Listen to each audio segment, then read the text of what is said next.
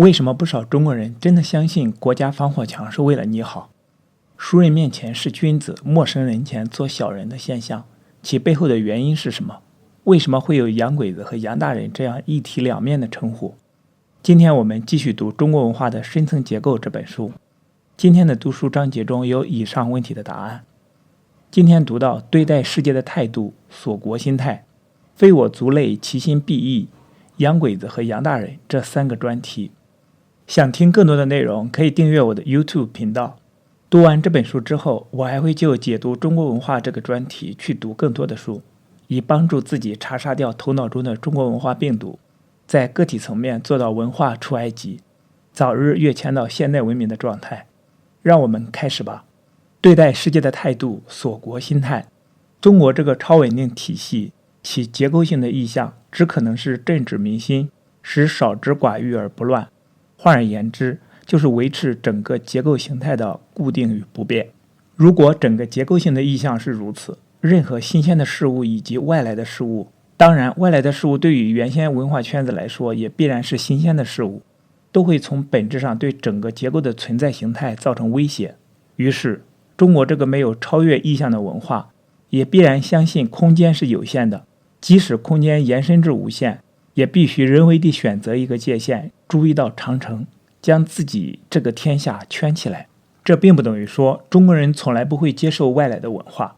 只不过这类接受也只有在自己天下大乱，也就是本身的文化价值体系陷于破产的时机才会出现。在传统时代，印度佛学的传入以及现代马列主义的传入，都是适逢这样的契机。外来事物在传入的时候，或可以成为补充，甚至基本上改变中国文化的因素，但终归会遭到本土化的命运，也就是为那个没有变动意向的、完全在眼前实现的超稳定体系服务。中国之所以锁国，除了结构性的内在原因之外，还有一个地缘性的历史原因。中国地处东亚，在传统时代，四周没有高级文化可以与之抗衡，因此很自然地就自成一个天下，居于世界的中心。中国文化自认为与四周蛮夷的关系是人类唯一的文明与非文明的关系，而不是不同文化间的关系。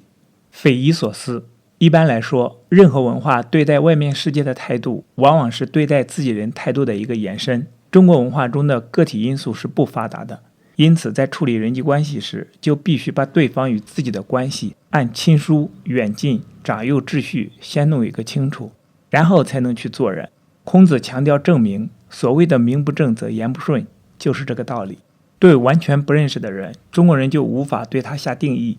也无法在他面前对自己下定义，于是就往往不需要做人。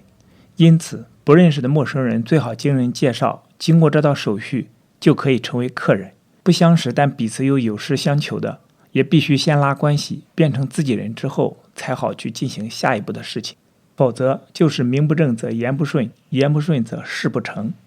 中国人对天地与对人、对内与对外的态度是同一种态度的不同表现。为了保持天地秩序的和谐，皇帝必须按等级册封以及祭祀山川鬼神。只有在进行了这样的证明仪式之后，才能和合自然界与人间的关系。至于礼部主办的科举制度，则具有册封士大夫这个中国式贵族阶层的功能，而且也是凭他们的才能表现去规定等级。这种册封自然也具有和合中央与地方关系的作用。中国人反文化性的宗教感却是人的因素第一，尤其以日常生活的实践作为检验真理的唯一标准，即使受了现代科学思潮的冲击，仍然可以在行为上秩序。然而也正因为这样，就基本上很难跳出一个人只要自外于国人，背弃自身文化行为模式，就是叛教。按等级层次类型来划分外面的世界，中国这个大圈在处理外面世界时，总是以自己为中心，按亲疏远近的关系来将外来的世界划分层次，而这种层次又常常变成一种等级序列，同时这也是一种类型化的过程。与西方人交往，你总觉得可以直接接触到他们的人，他们真实的自我，而不像和海内外的中国同胞交往那样，你只能够接触到他们的做人。西方人也会直接接触到你的自我，而不像同胞那样用公共标准来衡量你。中国人倾向于简单地将人类型化，而自然地对某一类人形成成见。中国人既然以类型化的方式去看人，自然也会站在类型化的基础上去做人。非我族类，其心必异。中国文化是一个新的文化，它建筑在人，也就是人与人之间的感通之上。这个文化的深层结构，在日常生活中好的一面表现为人与人之间的互助，不包括开后门这一点。坏的一面则表现为利用人情去摆布利用别人。应用在政治上，好的一面则表现为心连着心的群众大团结，坏的一面则演变为利用亲民的方式去搞专制主义。然而，不论是好的一面或坏的一面，这个深层结构本身都没有为个人预留地位，它使一个人感觉到很单薄，必须常常受到照顾，少做延伸就变成了心甘情愿受控制。它也使一个人常常愿意去照顾别人，然而少做延伸的话，也会演变成甘于与控制别人。中国文化既然认为孤零零的个人是一个不道德的主题，必须将它纳入人伦或集体的关系中，才能去定义他这个人。因此，对控制者与被控制者双方来说，都不会觉得做错什么事。不过，在这个新的文化中，这种控制往往以照顾的方式表达出来。在同一个文化内部，如果对方是很单薄的，或者不能撕破面子做人的，就会无法抗拒这种控制与照顾。因此，在中国文化内部，仁者是无敌的。然而，也只有在中国文化内部才是仁者无敌。对外国人应用这一套，就往往会失效。也就是说，你付出了人情，希望对方回报，对方却一副不受束缚的样子，于是中国人就怀疑对方的心是否有点不同。然而，在中国这个心与身的文化中，即使对自己人，也会用这个标准去衡量。如果对方还不交心，不肯听话，而且对他做思想工作，其实是人情工作，也不生效，就是异动。在中国社会中，不肯与大家一样的人，都有点特别，容易受到孤立。中国人并没有人格独立于身份与等级之外的观念，大圈心态。中国人的这个合合性文化是不知道如何处理抗争关系的，因此，在政治行为上，一旦无法置天下与大治局面的话，就会演变成天下大乱。同一个文化的深层结构表现在人事上，就会出现这样的情形。如果没法和对方搞和合、搞团结的话，就很容易出现不是朋友便是敌人的二元化倾向，或至少自己无需在对方面前做人。也就是说，中国人在搞和合的时候，必须搞到人我界限不明朗，我中有你，你中有我。然而，在这个心连着心的和合范围之外，就会是一片匪夷所思的混沌状态。因此，必须在这两个领域之间将界限划分得清清楚楚，造成一道不可逾越的鸿沟。中国人即使在自己人或客人面前摆出一副毫不利己、专门利人的姿态，这种做人的方式仍然是以自己为中心，按亲疏有别、长幼有序、尊卑有等的次序或等级来决定的。因此，如果往内核归纳，到了最里面的一层，就是一个必须借外面各层支持的自我，或者是一个不能被定义的私心。说来似乎很矛盾，在中国这个新的文化中，人的心却如此的脆弱，以致他必须常常受到自己人的照顾，而任何对抗自己的行为就会被感受到是不友好的。然而，个体化不发达的中国人是一定要画圈圈的，大小可以因时因地因标准而不同。例如在传统时代，犯上作乱的匪徒当然是被当作圈外自己不想见到的项目，但是一旦被招安，就变成了自己人，招安自然也是和合，而且也是自己心安。在革命时期，他们是将群众当作自己人的，因此就必须在群众面前做人，用人情化的为人民服务的方式去赢取群众的支持。至于国民党，则从来不当老百姓是自己人，因此就无需在老百姓面前做人。结果，国民党的圈圈就收得很小，因而就失去了人心，以下之防。然而，这个大圈无论如何的伸缩，都不可能真正的将外国人包括在内，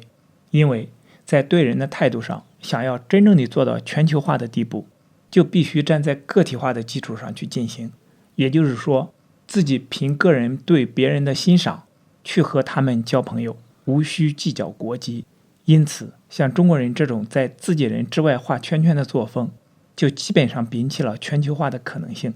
即使有时这个圈圈将外国人也笼罩进去，也只是凭着我自己的划线来决定对方这个类是否对我自己有利，因此顶多导致去在对方面前做人，而不是发自真心的友谊。中国留学生为了安身与安心而排除了任何好奇心的因素。事实上，在中国人的良知系统中，好奇心这类属于个体灵魂扩张的项目是没有被设计在内的。中国人喜欢常常在一起的另一个文化背景是，中国人的个人是无法做自我定义的，他必须与一个对方互相定义。因此，在起心必异的外国人面前，就无法定义自己，也无法定义对方。于是就索性对他们抱持一副匪夷所思的态度。中国人的锁国心态是如此的严重，以致在他们之间出现了一项罪名，那就是里通外国。自然，任何国家都有卖国或通敌的罪名，但是像中国那样将与外界的任何沟通都当作是罪状，却真正有点匪夷所思了。洋鬼子与洋大人，鲁迅说，中国人对于异族历来只有2样称呼，一样是禽兽，一样是圣上，从来没有称他们是朋友，说他也同样和我们是一样的。事实上，中国文化本身就排除了将其他人当作同等人类看待的可能性，因为在中国文化中没有个人，每一个个体都必须借这个圈子来支撑起自己，他们即使在同胞之间，也在画小圈子，因此在面对非我族类时，就会画出一个大圈子。唯有如此地躲在自己人的圈子中，中国人才会感到安全。至于其他的一切，比如好奇心、广阔的心胸与眼界、个人阅历的增长、个人发展的可能性，都在牺牲之列。如果一个人是自我组织的，他的个体就不会感到如此的单薄，他会根据自我的发展的需要去结识人。这种站在个体化基础上去对人的认识，就无需考虑到对方的国籍，也无需将对方归类，而是对他个体化的深度的直接掌握。在这个意义上，个体化是全球化的基础。站在这个基础上，一个人也只会留意到另一个个体与自己的相同和不同，他比自己优还是比自己劣，都只会是个人之间的比较，因此并不会产生对方所有的整个类别都是比自己高级或者比自己低级的考虑。然而，中国人不仅仅是没有个体化，轻易地将人分类，而是没有人格平等的观念。他们整个做人的方法就是建筑在等级与层次等等考虑之上的。因此，非我族类的这一整个类与自己的关系就只有2种可能性，他们不是比自己高，就是比自己低，永远也不能是与自己同等的人类。在鸦片战争之前，中国人倾向于将西方人当作洋鬼子，在鸦片战争之后，就逐渐地将西方人同时当作洋鬼子又是洋大人。这种双重心理其实只是锁国心态这一个硬币的一体两面，有时洋鬼子是显性，洋大人是隐性，有时又刚好相反。至于如何决定哪一面是显性的，哪一面是隐性的，在个人的层次上要看场合，在这个民族的层次上，则是国势的兴衰起落而随时变化。无论如何，有一个现象确实是万变不离其宗的常数，那就是将西方人同时当作是洋鬼子与洋大人。中国的店员在遇到西方人来光顾时，总会下意识地招待得更殷勤一点，事后则以鬼佬鬼婆称之，就是这个双重心理的最佳写照。不论是西方或第三世界的同一代年轻人，其政治化的过程往往也是一个反叛的过程。他们不是反叛自己社会的偏窄性，就是与上一代的保守性决裂。事实上，多半是两者兼而有之。如果是西方人，那就不用说，他们对本国社会或父母本身的反叛，都是以同情被本国欺压的弱小民族的方式表现出来。事实上，在今日的国内，很多人都想去美国。至于当局，则一方面用宣传来丑化外界，适度抵消崇洋的心理，另一方面则让高干送自己的子女出国，而不少干部也能以陪伴外宾到处走动为荣。今天的读书分享暂时告一段落，下一期我们继续分享中国人的现实感、士大夫政治挂帅这2个专题。